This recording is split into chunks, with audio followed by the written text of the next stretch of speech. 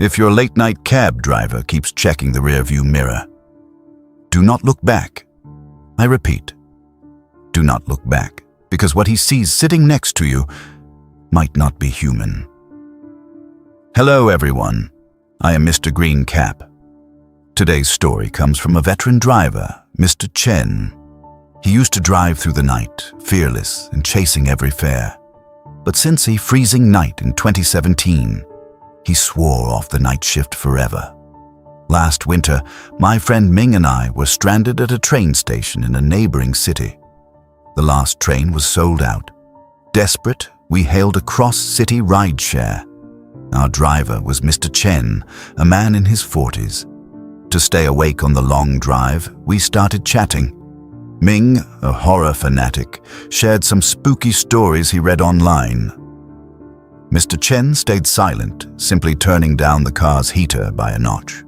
When Ming finished, Mr. Chen finally chuckled.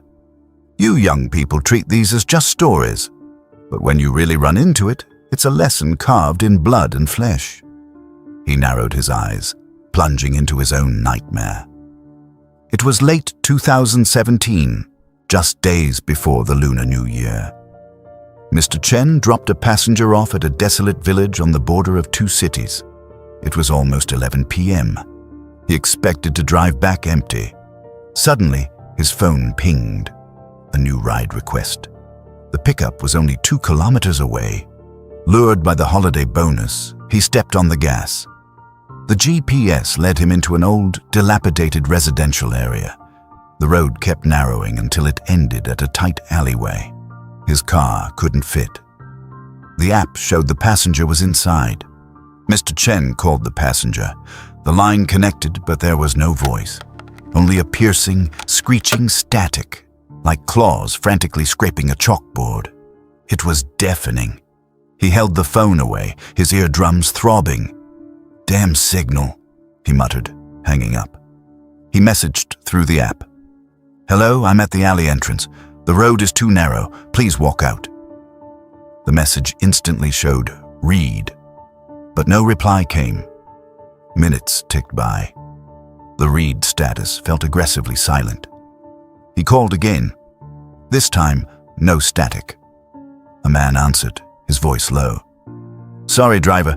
Bad signal in the house. I'm walking out now. Maybe 2 or 3 minutes. The man sounded polite and reasonable. Mr. Chen's annoyance faded.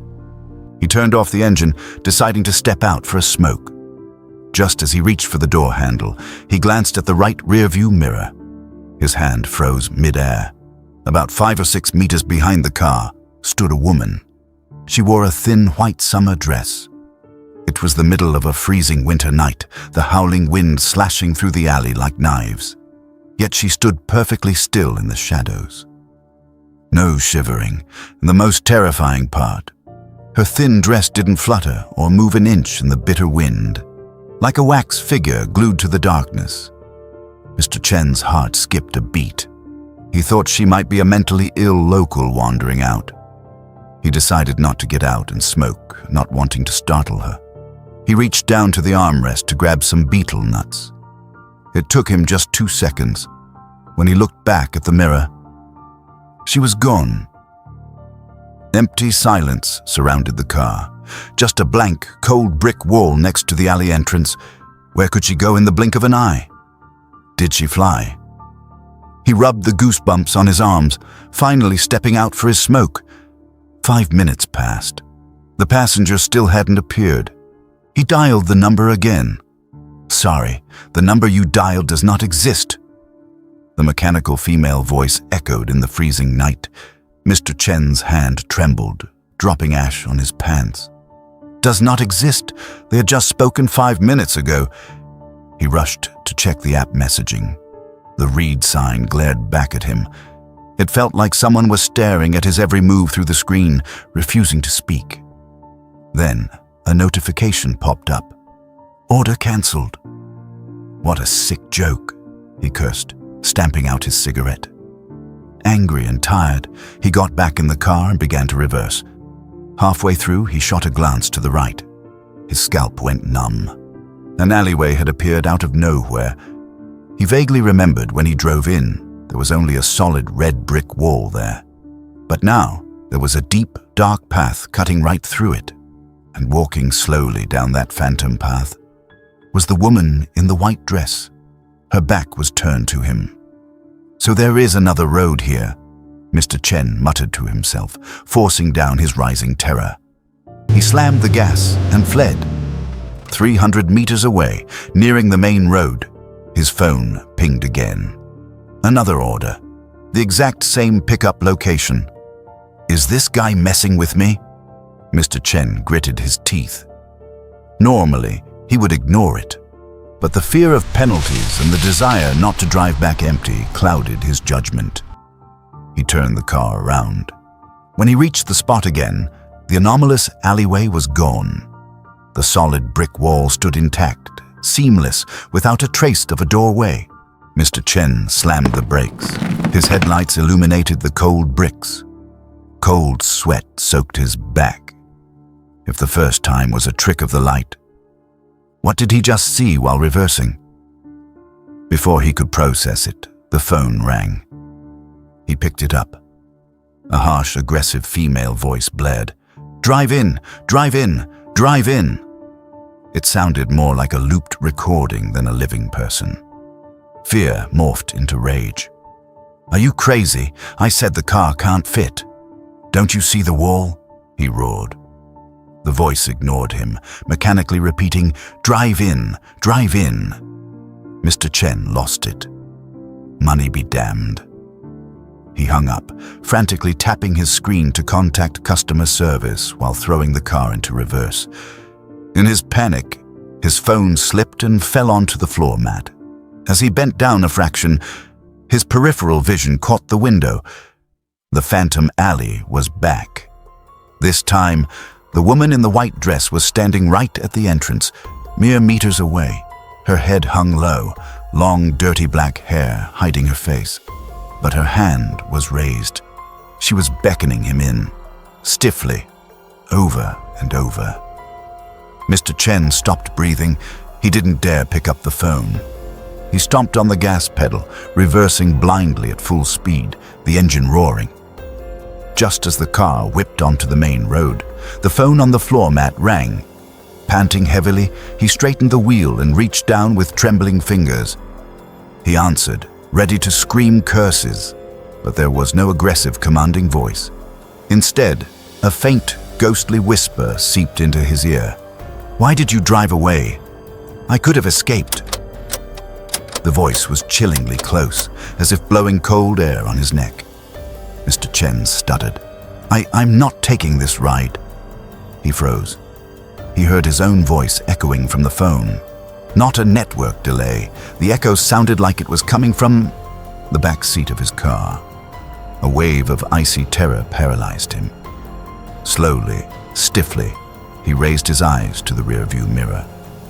Sitting in the back seat was the woman in the white dress. She was no longer looking down. She was staring straight into the mirror.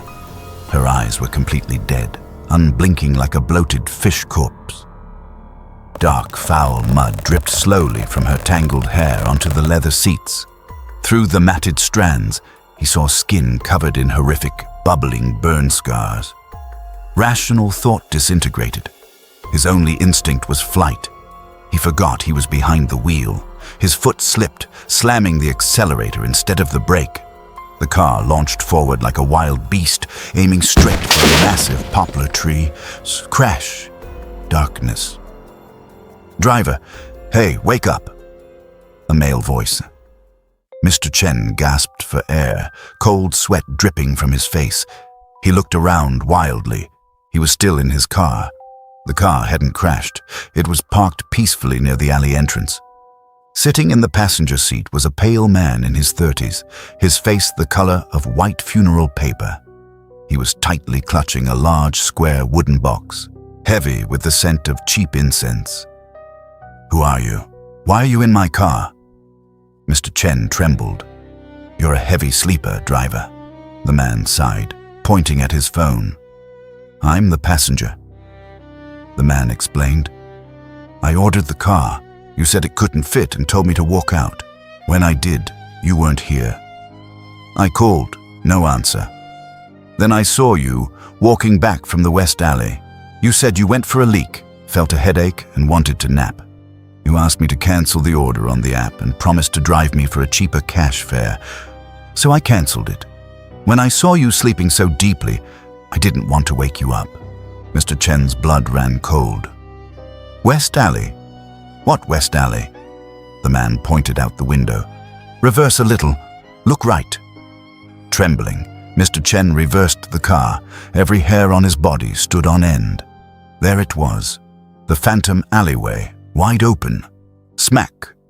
Mr. Chen slapped himself hard across the face. The sharp pain proved it wasn't a dream. Where did this alley come from? He asked, voice quivering.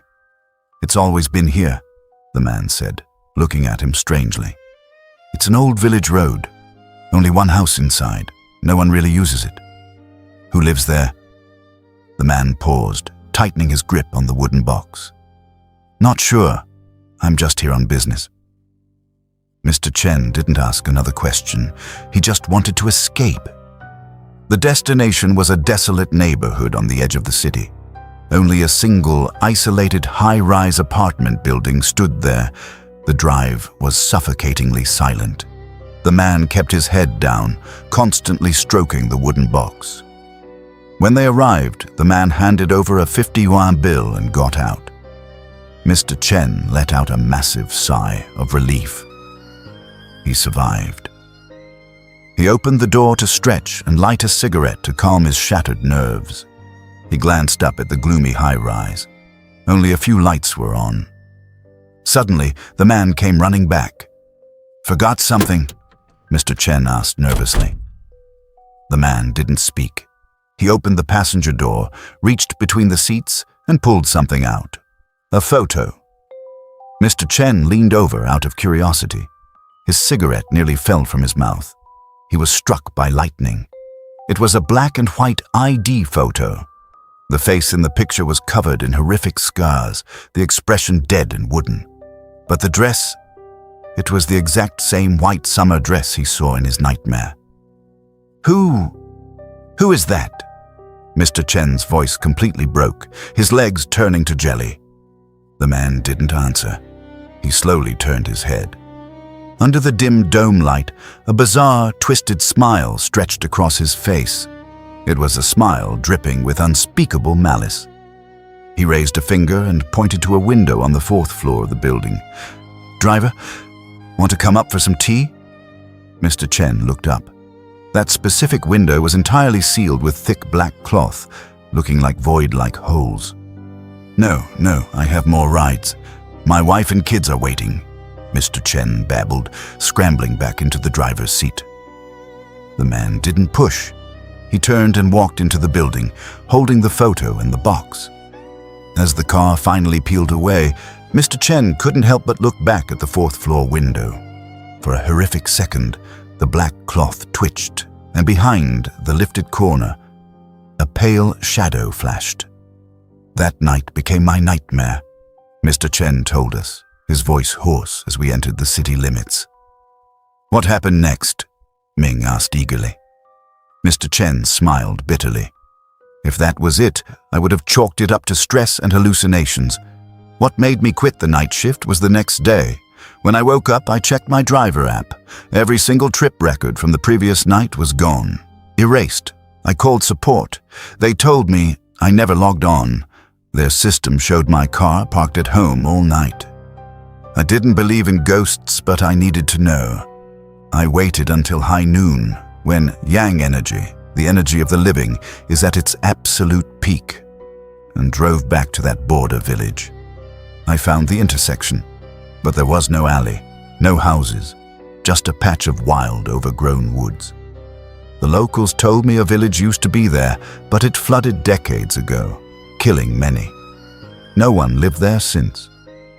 Then I went to that isolated high-rise.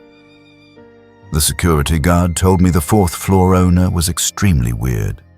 The windows were always covered in black cloth, a taboo in Chinese culture, usually reserved for the dead. Sometimes, The guard heard sounds of heavy dragging and a woman's weeping from inside. But here's the kicker. The male owner of that unit died in a car crash 6 months prior. When they found his body, he was tightly clutching a large, square wooden box. An ash urn. He was on his way back from claiming his dead wife's ashes. Mr. Chen sighed heavily and brought the car to a smooth stop at our gate. We're here, guys. None of us spoke. We were shivering despite the heater. We paid and scrambled out, watching his taillights vanish into the dawn street. Wow, he's a great storyteller. Almost felt real. I forced a laugh to break the tension. Ming, who usually loved this stuff, didn't answer. His face was paper white. "What's wrong?" I patted his shoulder. Ming pointed a trembling finger at the empty street where the car had disappeared. His teeth were chattering uncontrollably. When we were about to get off, the sun was bright, so I pulled down the sun visor. He started crying. Tucked behind the visor, there was a black and white photo. It was a woman in a white dress, her face covered in scars. The winter wind howled, scattering dry leaves across the asphalt. The three of us stood frozen in the empty street, and not a single one of us dared to look back at the road we just traveled. Well, that's it for today's story. What about you? Have you ever noticed something strange in your rearview mirror late at night? If you have a story, leave it in the comments below. I am Mr. Green Cap. If you enjoyed this video, please like, subscribe, and hit the bell icon. Until next time, stay safe in the dark.